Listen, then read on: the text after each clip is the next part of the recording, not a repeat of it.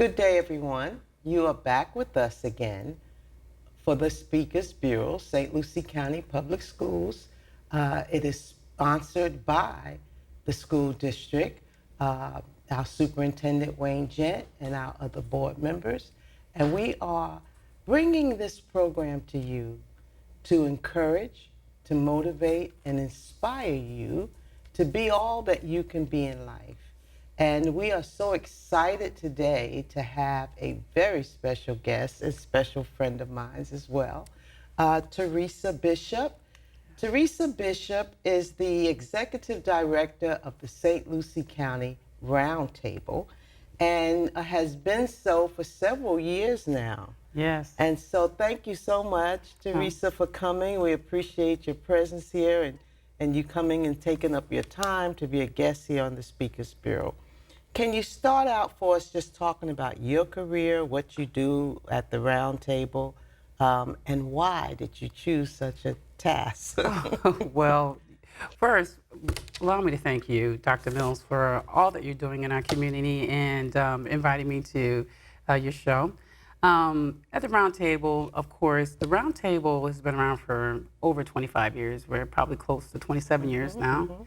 I started about 4 years ago. I think it kind of chose me in terms of the work I was already doing here in the community and around the country.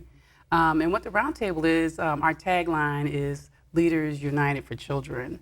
So it's somewhat of it's like a children's cabinet where we have all of the key leaders at the table that are running agencies that are either statutorily required to provide services in the community. So of course, the superintendent of schools, Mr. Gent, serves on our board. We also have a few politicians at every level of government that sit on our board. And we also have funders. And the whole purpose of us working together is to identify how we can strengthen our overall system to support children and youth in our community. And we make decisions together about, what kind of funds we might want to try to go after together, what kind of training our agencies may need, what kind of comprehensive strategies we want to put in place to address violence or substance misuse or a number of other areas. So it's great to be involved with this because, I was a child that didn't have a lot of support. And to be able to work in a situation like this to influence opportunities for young people who were like me is wonderful. So it's really my life narrative. Yeah, it's great to be able to have a job that you love and that it's a mission work. My husband and I I don't know if you know this or not, but we were one of the first founders of the Roundtable. Did you know that? Yes. Yeah. Yes, early on, yes. And in the beginning, in we the very started out beginning. with them, yes. Yes. Our work, as you know, is in the inner city all these years, and that's been our passion. So thank you for your service to our young people. And what are some of the things that the Roundtable do? I mean, you talked about who gathers together to make that difference, but aren't you part of you are the Kids That Hope initiative movement. Yes. And I think an anti-gang. I mean, you do some other things. Talk to us a little bit about that. We do a lot of stuff. So firstly, let me just quickly talk about our initiatives. We run Ignite Youth Alliance, what is one of our anti-gang strategies. It's a comprehensive strategy to reduce gang violence in our community. And when we say comprehensive, not only are we providing support for young people who are at risk or involved in gangs, we're also working with key leaders and community leaders to look at policies and practices to see if we can do a better job and strengthen our job of working with young people who are involved in gangs. We found that a lot of the young men and some of the young girls that we work with come from trauma, which is a predictor of gang violence. And so some of them have been involved in problem behaviors early on. And so what we are attempting to do is and I think we do a pretty good job of working with the young people to provide them resources, but also make sure that our organizations are understanding how to support these young people so that they can get back on the right path. Okay. We also have, and we're funded by the United States Department of Justice Office of Juvenile Justice and Delinquency Prevention plus a number of our community funders have come together to support the Ignite Youth Alliance. The second initiative we have is, of course, Kids at Hope. We've been around for a long time.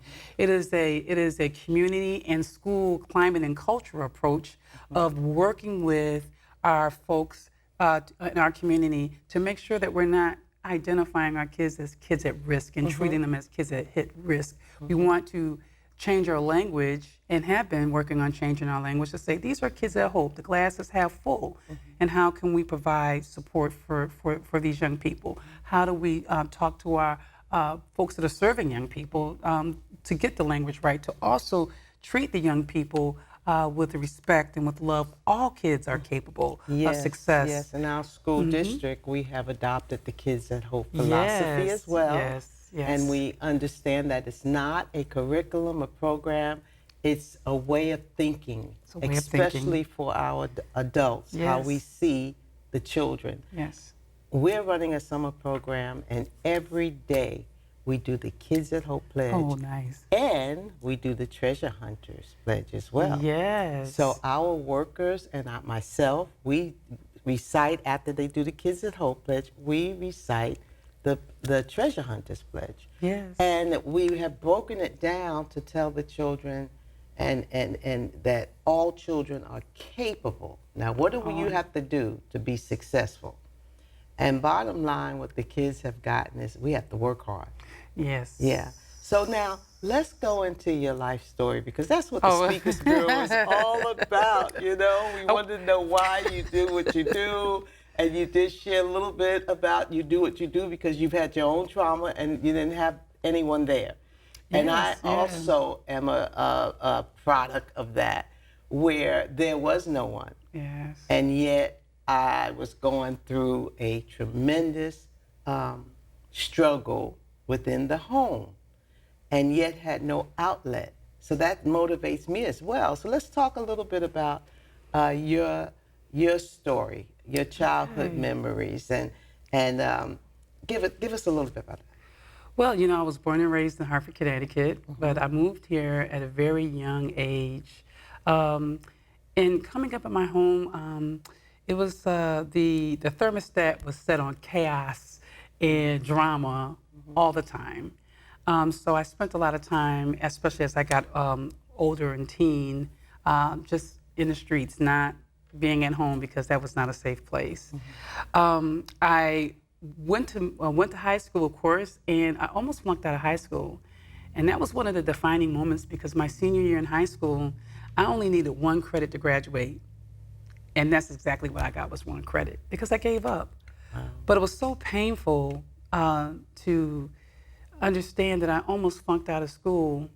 And I really didn't care because I didn't think anybody was there for me. That was a time in my life, and I think it was a defining moment that I thought, you know what, it's on me to make a difference. And so, you know, I ended up here in Florida. I drove down here. I don't even know where I was going. I ended up here in Vero Beach, Gifford, Florida, you know, to marry my daughter's father at the time. And I decided, after being here for a while, I really needed to go back to school.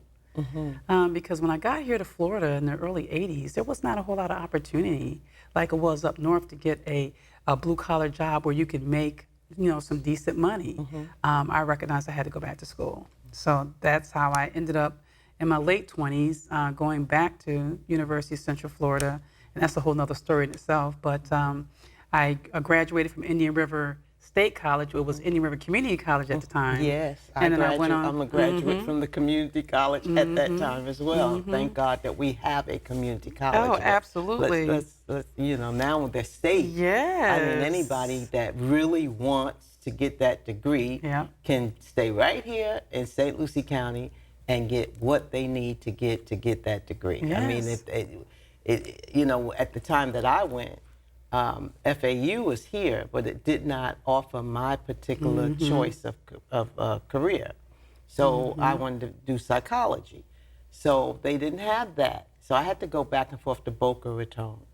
But to see how they have expanded, it's amazing. It's a wonderful opportunity for all of our young people that are not going off and they want to make sure they get a skill, even not just degrees, but the skills, the careers, and so forth that kids can go into the technical careers. And so it's a wonderful thing. But go ahead on with So, that. I think the interesting story about that was that, at Indian River Community College at the time, I had a lot of great teachers. They saw a lot of potential in me, and I was just going to get my associate's degree, and they thought, no, you're going to go to college, to a 4-year degree. I didn't have any money. I didn't know how I was going to do that. And I ended up getting like 4 different scholarships to go there. But I remember traveling up there. I didn't know where I was going. I just got in my car one day, and back in the day, you could drive up, and I just went to the admissions office, and I'm like, I want to go to school here, and I didn't know. And I remember I commuted back and forth, but I remember I used one of my scholarships to give to someone. I couch surfed through my second part of college, where I would give them a scholarship. I'm like, well, can I just stay 2 days a week on your couch or whatever, so I can go to school? And I ended up graduating, and then that's when my career started. So now, had you already had your daughter? No, you know what? At the time, I did not have any children. I figured out, you know what? Before I have any children, I needed to get my degree because, you never know. Sometimes we depend on other people to take care of us, and I really wanted to be independent. So I just said, let me just wait. Let me get a degree. Let me get, a job. You made some good choices. I did. I'm glad I did. And after I got my degree, then I had my daughter. And, and when she got old enough to talk, I started moving up in my career until I think 1998 is when I actually left the college. I was actually working at the college. I got a job at the college right after I graduated. And then in the late 90s, well, I'm dating myself now, I went out to become a consultant and independent contractor and had my own business. And so I did that for 20 years, traveling the country, traveling to South Africa, Bermuda, and working on community issues just like I do now. And then the opportunity opened up for me to come here to the Roundtable. And so you started your own business. I did. And you were able to connect that business, just so that we're clear about it. Because you said you traveled all around the world. Yeah, in some parts, the country, and dealing with community problems. Yeah, what happened, it's come full circle because I was a part of the Roundtable way back. And there was an initiative that came here to our community called the Comprehensive Strategy for Serious Violent Offenders. And so a number of us were at the table, just like we were doing with the Comprehensive Strategy for the anti-gang strategy. We were working together to do that. And I met a consultant, and I thought, wow, I think I want to do that. And I asked him, was there any opportunity? And he said, actually, there is. And so I got recruited from St. Lucie County, and then I became part of a consulting group. But I was a sole proprietor, and I became a part of a consulting group where they would get funds from the Justice Department to work all over the country, to work on the issues we were working on, similar to St. Lucie County. So the door opened there, and then I ended up having to create my own LLC because I landed this huge contract in the state of Ohio to write the curriculum there for youth that were coming out of the juvenile justice system to be able to transition to work. So you are extremely self-motivated. And that's how you got where you are today, in spite of the challenging background that you mentioned that you had. Now, you were smart enough to go to make those decisions, go to college first before you get married and have a child, right? Am I right? I would say now, yes. Okay, now I'm going to finish. Go ahead. I wasn't there. Come on. I ended up getting married first and having 3 children. And my blessing was that my husband became my support. And that was, I never had that. I didn't have a mother's support. Growing up, didn't have a father's support growing up. But when I finally did get someone that was supportive of me and encouraging me, you just like the people encourage you. And, I remember I was age 16 and I had gotten my high school equivalency. And the college there, it was in New Jersey, Montclair State College. And the people there said, you need to go to college. You have the intellect to get through college. Right. But at that time, life was really rough for me. And all I was thinking about was I needed a job, because I had to pay my bills. I'm 16, 17 years old out on my own. Yes. So, we have these different life situations out there that are so real that people are going through. And that is why we have the Speakers Bureau, to let you know that you can make it, regardless of the circumstances that are in your life. It's the way you think about those circumstances. Oh, absolutely. It's all about the thought process. And if you read a lot of positive books that can help you in how you go about thinking about yourself, because you were very self-confident to do all of what you did. You may not even realize you were at the time, but you were. And so we have to build our self-confidence up. Do you agree with that? I do. I think my journey was a little different. So when I think about that was when you say I was motivated. I don't know if I was motivated by necessarily the right things, but it worked for me. I was motivated by the fact that my mother told me one time that you ain't nothing, you ain't gonna never be nothing, don't try to be nothing. And I thought, and I've lived my life like that, like, okay, oh yeah, that's what you're saying? I'll show you. And there have been different junctures in my life that have motivated me to move to the next, because either I was being not appreciated or I was not being treated right. So my motivating factor was, I guess, survival. I'll prove them that wrong. And survival, because I realized, and then, I thought that I had a provider, and things started getting weird, and I thought, you know what, I can't depend on that. I need to get my own. And so it was a situation that occurred that someone said to me, well, if you could have gotten a degree, you would have. And so I said, oh yeah? I remember the last day of registration. Sometimes that's a real motivator. I got the negativity that's spoken to you, and you say, I am going to prove him or her wrong. I remember my own self going there. Exactly. Yeah. I mean, because when I was actually on track to be probably graduated at the top of my class, and I just dropped out. I mean, I almost dropped out. And so folks that were saying stuff to me didn't know I had that ability. So when they said, well, if you could have had a degree, you would have got one. And that was I'll show you. So they're looking at your current performance at that time, not realizing who that treasure, like the kids at Hope, the treasure hunters. Exactly. I tell the kids every day, I'm looking for the treasure that's inside of you. Yeah, and I've always had people along the way that said, come on, now I'm gonna support you. I see you. Yeah. You are really sharp. I didn't know it. I didn't have the confidence. Okay. People thought I did. You had those what we call aces. I had a lot of aces along the way, and it was almost like they passed me like a baton through life. When one would sunset in my life, somebody else would show up to be there to egg me on and say, Teresa, you're going to do fine.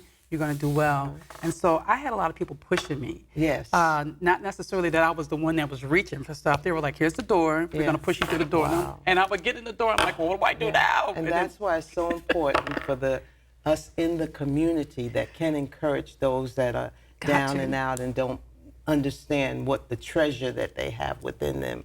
ACEs, just to share what ACEs are. You want to share a little bit about what ACEs are? Because I brought that up. Yes. And you had a whole lot of ACEs in your life. Yes. So ACEs, we have different categories of caring adults, Yeah, my husband was my ACE. But now you had other, and I had others. Yes. As I went through the process of life.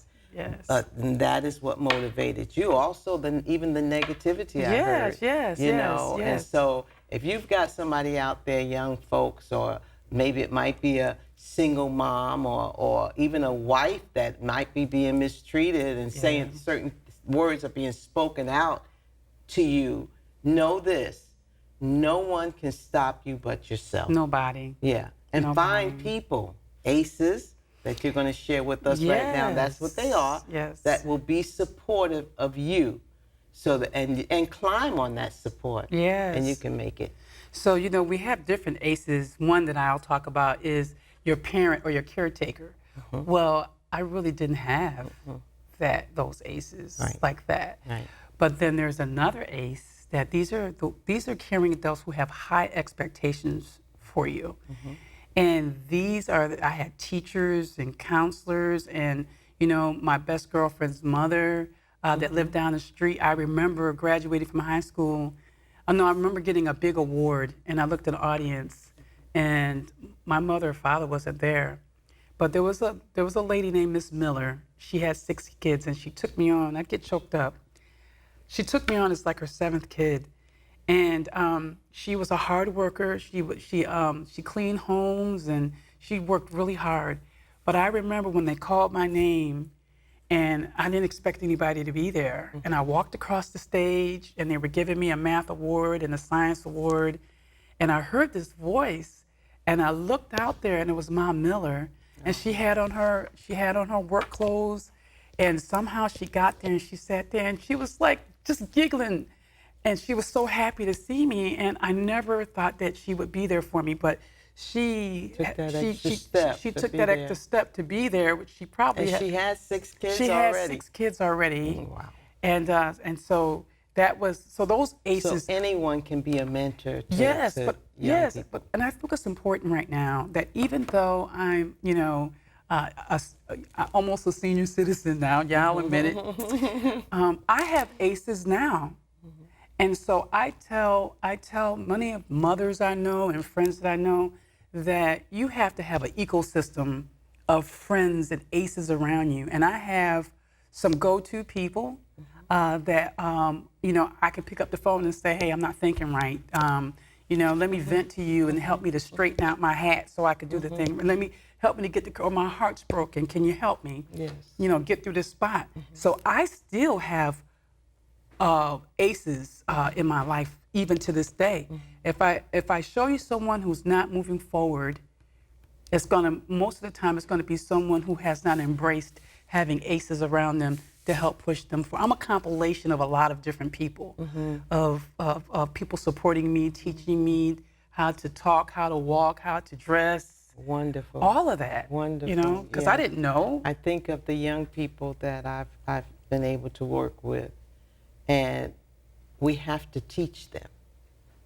And then on top of teaching them, we need to be teachable. And that's what you're saying, because that is what can help us become better people if we're willing to be teachable, no matter how old we get. So one of my models is, I will forever be a learner no matter how old I get. Yeah. That's the best teacher you can have, is someone willing to learn. Yeah, absolutely. And even in that teaching, sometimes you get your feelings hurt. You'll be embarrassed. Sure. And I remember in my 20s and coming up, no one really taught me how to eat with a fork or how to not talk too much. I'm still talkative now, but I know how to work. So I would have folks say stuff like, "You talk too much," and it would be so embarrassing. But I realized when I was coming up, I always was a talker, and I think this is important that I want to say to the young people. Sometimes you get attacked where your gift is. And I said it one more time. Sometimes you will get attacked where your gift is. My gift was the gift to speak. Look right at there, number Yeah, sometimes one this one right here or this one. Okay. Which one you want me to look at? This one? This one? I Okay. don't know what Your attack sometimes is where your gift is. My gift was the gift of the gab. I spoke a lot, but my dad sometimes would smack me in the mouth. Or people would tease me and said, "You talk too much." So, for years I started being really quiet, and why you gotta always ask questions? Why you gotta talk so much? Well, guess what? That Here I was your am now. I get paid to speak. So if you're compassionate, if you're a person that likes to organize stuff, if you are ones that you're good at making friends, these sometimes I would say are part of your gifting. So look and see where you're getting the most attack about your personality and who you are. Wow, and see if you can turn that into what it is that God has for you to do. Wonderful. Yeah. Now, you talked about people that you admire in life and that people who helped you along the way. You've done a lot of discussing that. Let me ask you this question. What is your top 2 favorite books and why? Okay. Well, And if you can't name 2, well, no, name one. no. I can definitely name one because I'll be honest with you, I'm not much of a reader. Okay. But I read when I have to. Okay. But The Invisible Man by Ralph Ellison. And the reason why The Invisible Man by Ralph Ellison was an important book to me, it really talks about the different characterizations of a black male, for example. And the reason why it meant so much, and I appreciated this, when I came here to Indian River Community College, coming from the community, I really didn't have any writing skills. And I never forget, her name is Betty Hill. I give her a shout out. She was my English teacher here. Okay. And Teacher that made a difference. Yes, I wrote a horrible paper. She called me in the office, and I was writing on the Great Gatsby. And I didn't know anything about the Great Gatsby. And she walked me over to the Indian River Community College Library. She said, come with me, meet me. And she took me over to where all of the black literary prose were, things that she knew that I would probably be able to relate to, poets and stuff that I didn't even know. And she said, I want you to look at some of these books because I want you to be able to write something that you can relate to. And I picked the book, because she said, I need a canvas to be able to see your thoughts so I can correct your writing. But if you're struggling with the content, then you can't write. Just write what you see. And I did that. I got the book, I read it, I wrote the paper, and then she reorganized it and showed me, okay, now this is how you write the paper. And from then on, I realized the value of writing. And she took the time to say, and this is an equity issue, you know? She was already thinking equity back in the day. If this book doesn't work for her, you know, it's not necessarily her. Let's shift and let's do something different. So she got an exception to let me read that book. And from then on, I've been writing away and reading away. And so that's one of my books. Okay, the other one? They actually turned it to a movie. It was Waiting to Excel, I believe it was. Oh. Because it was the first time I saw a story that depicted women that look like me. Because a lot of times we don't see ourselves being reflected in the media or reflected on television as a black woman. Sometimes we don't see ourselves reflected well. They let us play not the best roles. We're not the doctor on the show. We're not the... Now you're starting to see more of it. Yeah, thank so God. that book really enlightened me to be able to say, oh, wait a minute, that's... So I want to be like that. We've got 30 seconds left. That's fast. And we have enjoyed our conversation with you today. And we're going to have you come back. There's so many questions we have not gotten to with absolutely. you. But Thank you. It's been a rich conversation. Thank you. And we look for people like yourself that have the gift of gab. You know, I mean, really, that is able to make a difference with your gift to communicate, your gift to speak. Yes. So thank you so much for coming. Thank you. We've run out of time, but you have motivated me, Miss Teresa. And I'm sure you've motivated our community as well. All right, thank you, and God bless. Thank you.